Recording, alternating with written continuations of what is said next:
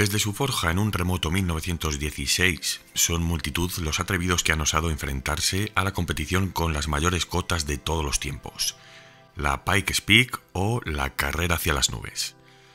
Unas cuantas décadas de disfrute son las que se han sucedido ya, ¿no? Edición tras edición, año tras año y década tras década, sobrellevando los inminentes saltos tecnológicos que se han dado durante el tránsito de su longeva historia.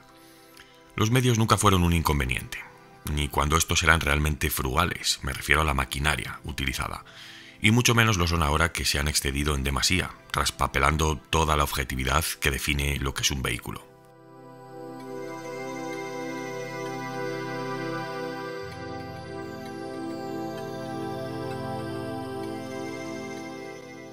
Ahora es cuando entra en escena el Volkswagen Golf, en concreto la caja MK2, que es un símbolo que ha empapelado de éxito la carrera mundial del automóvil, por supuesto, y también las paredes de nuestros cuartos, por así decirlo, las carpetas de cuando íbamos al instituto. ¿Quién no ha tenido un Golf? A escala o en foto o de cualquier tipo, ¿no? O un llavero. Bueno, pues este era un talento que, antagónicamente sobre los circuitos, nunca logró extrapolar toda esa magnificencia que tenía en el mercado, ¿no? Y ese éxito.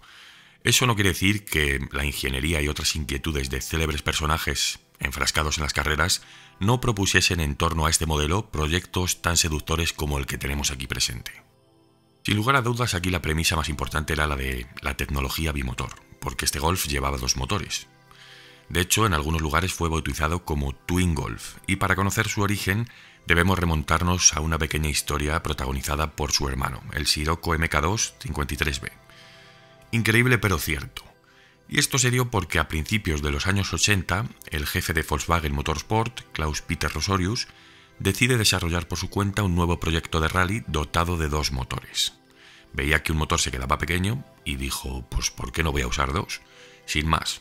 Y digo que fue por su cuenta porque cuando presentó este proyecto a la directiva de Audi, estos obviamente se negaron en rotundo a financiarlo. Obviamente no querían que nadie de su propia casa tratase de hacerle competencia en los rallies. Estamos hablando de una época en la que para los rallies la tracción integral era ya el ingrediente principal con el que comenzar una receta, fundamental, impepinable. El sistema en concreto en este caso se tomaría del Iltis, un vehículo militar de Volkswagen que también inspiró al origen del 4 de Audi. Además, un Volkswagen Iltis justo se acababa de proclamar campeón del Dakar de 1980, por lo que el aliciente estaba aún más que vivo.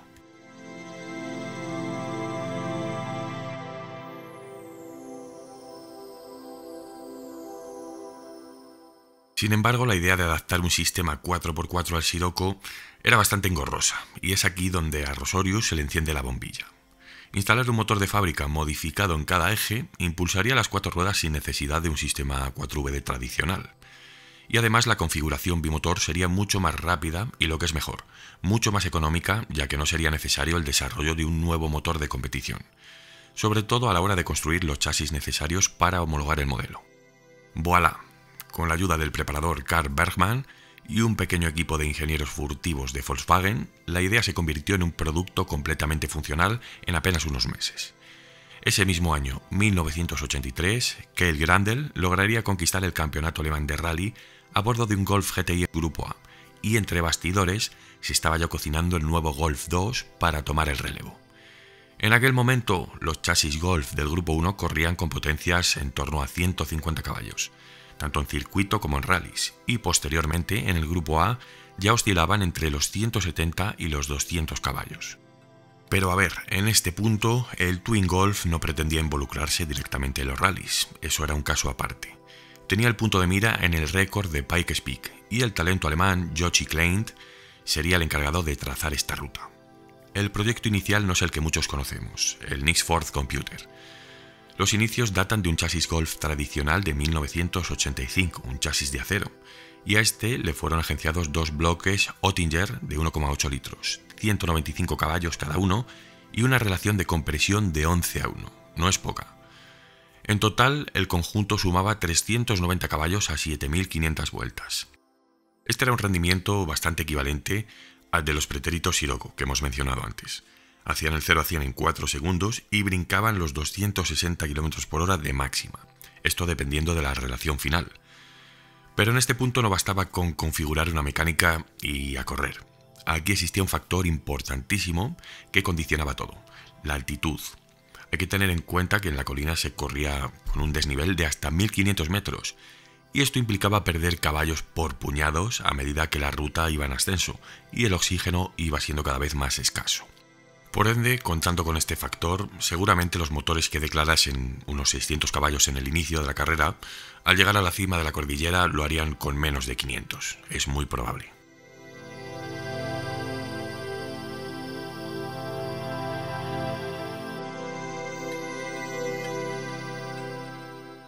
Dicho esto, se estableció que obviamente la altitud no estaba haciendo ningún favor a los motores, y para un salto realmente serio, en 1986 se necesitaba un cambio de táctica, rápido. Se quería mantener el modelo en su categoría de cilindrada, pero a su vez también se quería insertar sobrealimentación. ¿Y qué pasó? Pues que para adaptarse a esto, Volkswagen tuvo que sacrificar cilindrada utilizando dos bloques de 1,3 litros derivados del pequeño Polo. Ahora se le podía aplicar un turbocompresor triple K con intercooler a cada uno de los bloques, con presiones de entre 1,4 y 2 bars. Alimentados mediante inyección Bosch Cayetronic, cada propulsor alcanzó en este caso la cifra de 250 caballos para un total de 500. Con apenas una tonelada de peso, ahora el 0 a 100 se daba en 3,4 segundos. Cuidado, era más rápido que un Lamborghini Countach LP5000S KV o que un Porsche 959. Sin duda tenemos ante nosotros al que fue en su época el Volkswagen Golf por antonomasia. Y ahora sí, por fin, llegamos a 1987, año en el que nace el Twin Golf Pikes Peak, que muchos ya conoceríais, el Nixford Computer.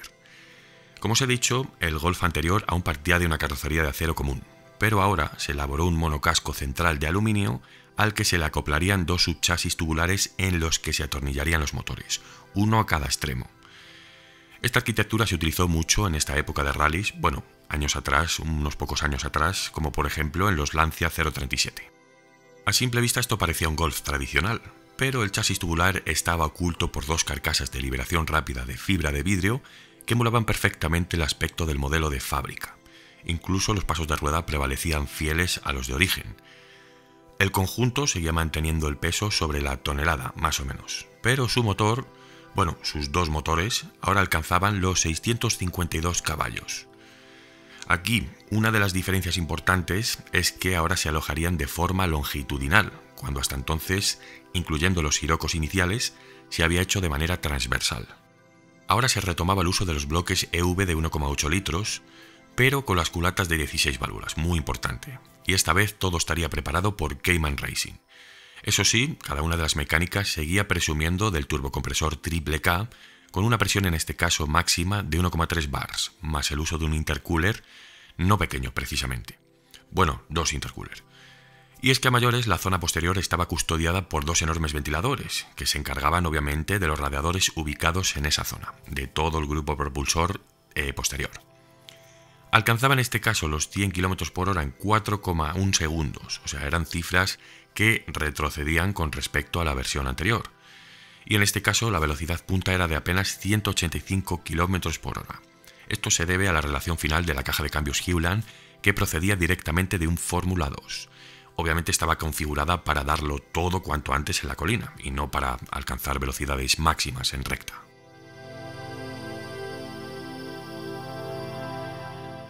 Como ya mencionamos antes, el piloto alemán Jochi Gleint siempre estuvo a cargo de estas monturas tan peculiares. Y es que este era un piloto que conocía bien este coche, también conocía la colina y, lo que es mejor, conocía a uno de sus rivales más directos, muy bien además. Gleint estuvo compitiendo al lado de Walter Röhrl cuando este comenzó su carrera en los rallies. Es más, Röhrl entonces se iniciaba en esta disciplina pilotando un Ford Capri preparado en un taller de la familia Gleint en Hamburgo. Así que, con la llegada de la tracción 4 a los rallies, Gleint se equivocó al firmar un contrato para pilotar una Ascona de propulsión trasera. Y eso supuso un lastre enorme en esta disciplina. O sea, realmente se descolgó de la competición porque no tenía un vehículo competitivo, pero tenía un contrato que cumplir. Sin embargo, ahora en Pikes Peak, Gleint tenía posibilidades de volver a ponerse a la altura de su amigo Walter Röhrl. El Twin Golf, aunque no era un vehículo fácil de pilotar, presentaba un perfecto reparto de pesos con un 50-50 debido al uso de dos motores.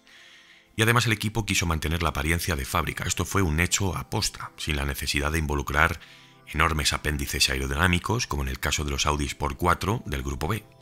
No tenían la carga aerodinámica, pero sí que contaban con la fuerza ascendente, afirmaba Kleint. Y bueno, este Golf, además de dos motores, también estaba caracterizado por algunas que otras extravagancias, como por ejemplo los elementos del tablero duplicados, indicador de combustible, presión de aceite, sensor de temperatura, etc. Y obviamente también había dos motores de arranque independientes, pero un solo pedal de acelerador y una sola palanca de cambios. Este sin duda fue uno de los puntos más complejos de este experimento, cuando hubo que sincronizar ambas transmisiones para lograr el mejor resultado, y los dos propulsores obviamente tuvieron que ser sincronizados del mismo modo. En este caso, un enlace mecánico interconectaba los controles del acelerador de sendos bloques. En resumidas cuentas, no fue una tarea nada fácil para Kleint la de equilibrar los dos trenes motrices mecánicamente independientes sin que hubiese ningún eje de transmisión que les conectase directamente. La idea de un Golf blanco, de aspecto prácticamente original, derrotando un Sport 4 con la evolución, si cabe, más grande del Grupo B, era una idea cuanto menos ambiciosa para Kleint, obviamente, pero era posible, ciertamente. La escasa tonelada de peso del vehículo ayudó a que durante la prueba Kleint lograra el ascenso más rápido, al menos hasta verse apenas a un cuarto de milla de la línea de meta. Aquí sucedió el desastre. A tan solo un par de curvas o tres de la cima, el Golf sufriría una grave avería que terminaba con su última oportunidad de destronar al rey. Y no fue el sistema bimotor lo que provocó esta derrota, sino algo tan irónicamente pulido como es la suspensión, algo tan trivial. Esto hizo que el fracaso fuese aún más amargo, si cabe, porque, como os digo, no se había roto el motor ni la transmisión, o algo vital, que ciertamente es lógico que pase. Se había roto uno de los enlaces de la suspensión trasera y esto provocó que la rueda quedase prácticamente colgando, ¿no? Una pieza que entonces costaba unos 50 o 60 dólares de la época separó a Kleint de la victoria. Esto lo afirmó el propio Kleint encogiéndose de hombros, el pobre hombre. 50 dólares costaba el componente que se rompió y que impidió que ganara aquel año el Pikes Peak. Así que ya sabemos que en las carreras la competición a veces es cruel, ¿no?